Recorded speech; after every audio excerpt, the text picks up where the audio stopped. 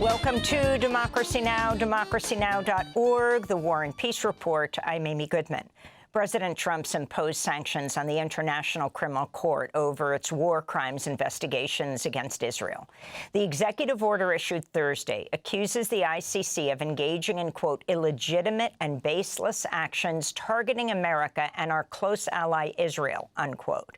It also says the ICC abused its power when it issued, quote, baseless arrest warrants for Israeli Prime Minister Benjamin Netanyahu and former Israeli Defense Minister Yoav Gallant over war crimes and crimes against humanity, reiterating, quote, the ICC has no jurisdiction over the United States or Israel, unquote. Trump's action coincided with Netanyahu's visit to Capitol Hill Thursday, where he met with leaders of both parties. Republican House Speaker Mike Johnson said he was caught off guard by Trump's proposal and was awaiting details, but nonetheless praised it.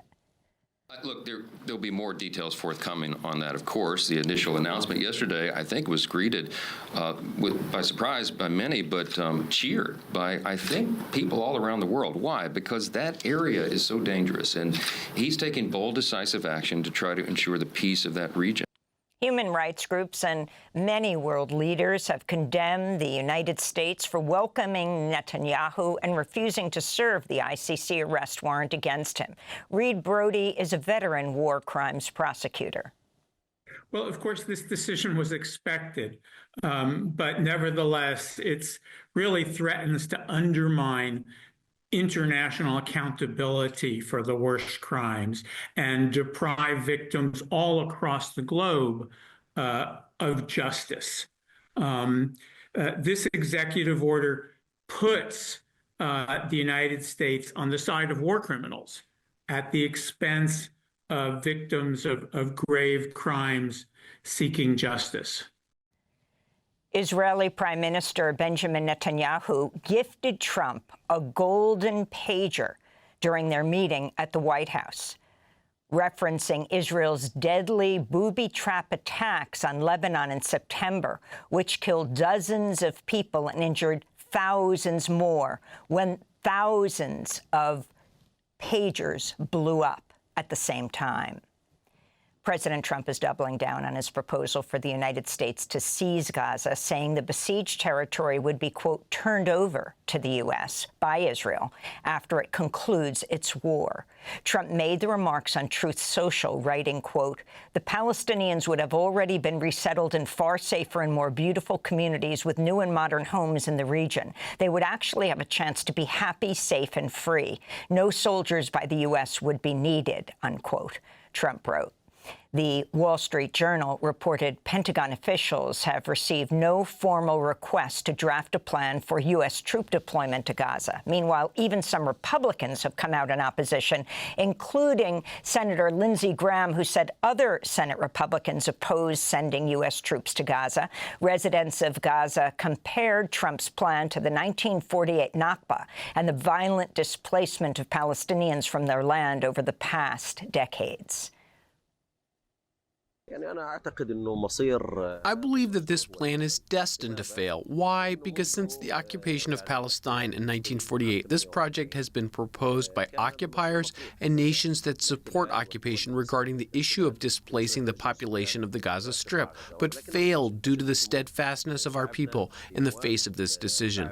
Of course, the occupation will also fail in this war of extermination that began on October 7th, 2023. Israel continues to violate the ceasefire agreement as Israeli soldiers shot dead 2 Palestinians, including a child, in southern Gaza on Wednesday. The White House says President Trump plans to keep only 294 staff at the U.S. Agency for International Development out of the agency's total of over 10,000 workers around the world, cutting the staff by about 97%. The remaining USAID workers would include just 12 in the Africa Bureau, 8 in the Asia Bureau. This comes after Trump earlier this week ordered nearly the entire USAID staff to be placed on administrative leave beginning today, and ordered thousands of personnel working overseas to return to the U.S. USAID distributed nearly $44 billion in aid during fiscal year 2023, about 3 of every 5 foreign assistance dollars worldwide. The Senate's voted 53 to 47 along party lines to confirm Russell Vought, head of the Office of Management and Budget. Vought is an architect of Project 2025, a radical playbook to seize executive power and to radically reshape federal agencies. Last year, Vought told undercover reporters his plans for mass deportations, restricting abortion, gutting independent government bureaucracies, and using the military against racial justice protesters. Vought also said he would work to paint federal workers as villains and, quote, put them in trauma in order to drastically reduce the size of the federal civilian workforce. This is Democratic Senator Angela Alsobrooks of Maryland, who represents over 150,000 federal workers. They are public servants in the truest sense of the word, who are not guided by party, not moved by vicious news cycles, but they are driven instead by mission. A mission to serve this country to the very best of their ability, under any president of any party. And in just 17 days, this president has put all of their livelihoods on the line. How shameless, how reckless, how callous, how depraved. On Thursday, a federal judge temporarily blocked the Trump administration's so-called deferred resignation program, offering 8 months' pay and salary to any government worker replying to a mass email sent out by Elon Musk's Doge operation. The judge will revisit the case Monday. The Wall Street Journal reports 25-year-old Doge staff member Marco Ellis, who gained access to the Treasury Department's central payment system, resigned Thursday after he was linked to a deleted social media account that advocated racism and eugenics and said, normalize Indian hate. In another apparent breach of sensitive data, CNN reports Energy Secretary Chris Wright granted a 23-year-old former SpaceX intern and Doge staffer access to the Energy Department's IT system. On his social media site X, Elon Musk has threatened reprisals, including journalists, after Wired magazine named 6 of his young associates at Doge who are between the ages of 19 and 26. Meanwhile, the White House is preparing an executive order to cut thousands of jobs at the Department of Health and Human Services, including positions at the CDC and FDA. This comes as several dairy herds in Nevada have just tested positive for a new variant of the H5N1 bird flu virus, raising fresh concerns of a spillover into human populations and a new pandemic. More than 1,000 people gathered for a protest outside the Treasury Department in Washington, D.C. on Tuesday afternoon, denouncing what they called a breach of secure information by Elon Musk and his young associates. The protests came as the Trump administration said it would close the Environmental Protection Agency's Environmental Justice Office and place 168 workers on leave. Meanwhile, lawmakers, including Arizona Congressmember Yasemin Ansari, were denied access as they tried to enter the EPA's headquarters Thursday. In Phoenix, last year we saw 143 days above 100-degree temperatures. Hundreds of people die on our streets every summer as a result of extreme heat. We also have some of the worst air pollution in the country that we're working to combat. And these attacks on the Environmental Protection Agency cannot stand. In more Trump cabinet news, the Senate voted 55 to 44 Wednesday to confirm Scott Turner as Department of Housing and Urban Development Secretary, despite concerns his FBI background check had not been completed. Turner is a former developer and NFL player who's expected to slash the department's multi-billion-dollar budget and overhaul affordable housing vouchers as well as programs for unhoused people. Turner's the only African-American member of Trump's cabinet. President Trump's nominated retired Brigadier General Anthony J. Tata, known for his history of Islamophobic and other racist remarks, to a senior Pentagon post charged with overseeing deployments. Tata once called President Obama a terrorist leader.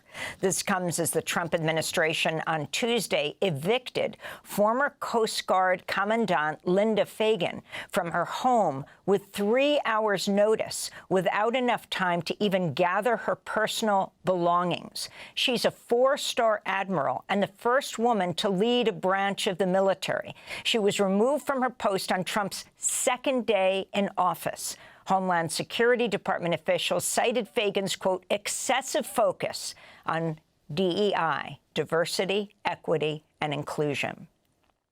The Education Department has announced investigations against 2 universities and a high school sports league for allowing transgender athletes to compete in women's sports. The agency, which Trump has vowed to dismantle, will be probing the University of Pennsylvania and San Jose State University, claiming the institutions have violated civil rights laws over their policies supporting trans athletes in college teams.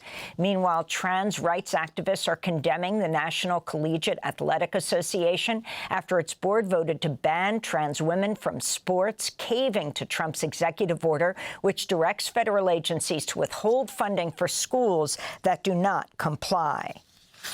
The World Meteorological Organization reports January was the warmest since records began, reaching 1.75 degrees Celsius above pre-industrial levels. The January data was a surprise to many scientists, coming despite La Niña conditions that tend to cool the globe. On Sunday, temperatures at the North Pole soared above the freezing point of ice, reaching 36 degrees Fahrenheit above normal for the date. This week, staffers with Elon Musk's Doge operation entered the headquarters of NOAA. That's the National Oceanic and Atmospheric Administration, to access IT systems. They're also reviewing the agency's diversity, equity, and inclusion practices. NOAA's National Marine Fisheries Service has ordered its scientists to stop all contact with foreign colleagues and contacts, including on international treaties and seafood catch limits. Meanwhile, President Trump has nominated Neil Jacobs to reprise his role as acting administrator of NOAA. An investigation found Jacobs violated NOAA's Code of Ethics in 2019 after defending Trump's false claim that Hurricane Dorian would hit Alabama, the so-called Sharpiegate scandal. The California Public Utilities Commission has received video and data evidence strongly suggesting high-voltage transmission lines operated by the electric power company Southern California Edison were responsible for igniting the Eaton fire, which killed 17 people last month as it swept through the historically black neighborhood of Altadena, destroying 9,400 homes, schools, businesses, and other structures. On Thursday, mourners gathered at First AME Church of Pasadena for a memorial service honoring fire victims. Community members and civil rights leaders are demanding the same federal resources for recovery that LA's most affluent neighborhoods are receiving. They're also warning against shortchanging by insurance companies. Joining the call is Zaire Calvin, who became separated from his sister, Evelyn McClendo, on January 9th as he evacuated the fire with his baby and elderly mother. He returned to find his sister's remains in the rubble of her home. We want to be made whole. Black people always end up last. I'm just going to say it now. Yeah. We always end up last. Can we just be first in line in this? This week, the insurance giant State Farm has asked California regulators to approve a rate hike that would see the average homeowner pay 22% more for their premiums. In 2023, State Farm said it would no longer accept new applications for property insurance in California, and last year it cut 72,000 home and apartment policies across California, citing inflation and, quote, catastrophe exposure. And in India, lawmakers held a protest outside the parliament Thursday, outraged by reports that some 100 Indian immigrants from the United States were kept in shackles during a 40-hour U.S. deportation flight back to India, including during bathroom breaks. This comes days before Indian Prime Minister Narendra Modi is expected to meet President Trump at the White House. And those are some of the headlines. This is Democracy Now!, democracynow.org, The War and Peace Report. I'm Amy Goodman.